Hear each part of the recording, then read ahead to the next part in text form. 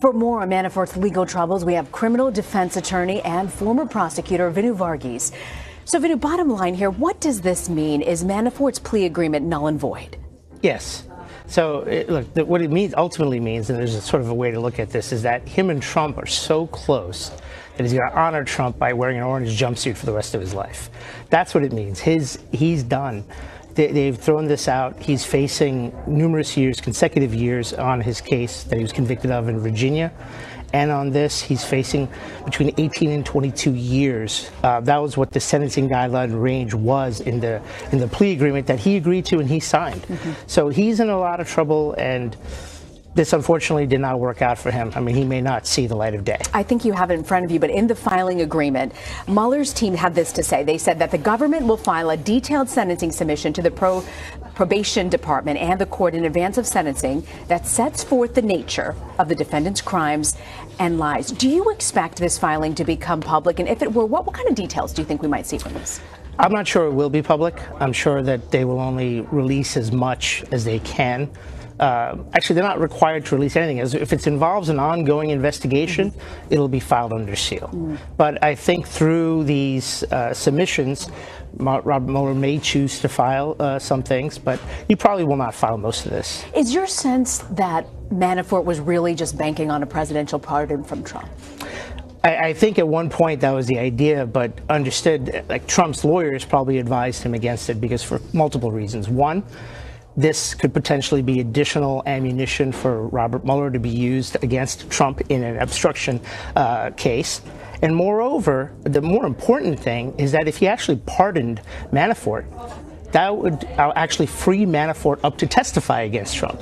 Because the whole point, and you can declare your right against, you have a right against self-incrimination, the Fifth Amendment right, not to incriminate yourself. But that right is gone if you face no criminal liability. So if Trump had pardoned him, Manafort is not going to face any criminal liability, and he would be compelled to testify.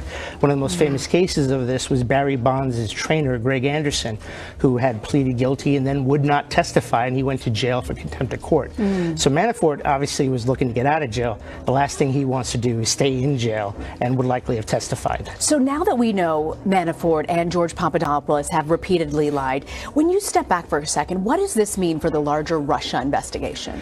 Well, I don't think it's anything that these guys didn't know, right? I mean, so obviously when you're dealing with Paul Manafort, you're dealing with a person as outlined in his plea agreement and what they call the statement of the offense, a person who's throughout his life has been lying, and particularly in setting this up. So the whole thing with the case in D.C. involved hiding his connections to a Russian-backed Ukrainian politician.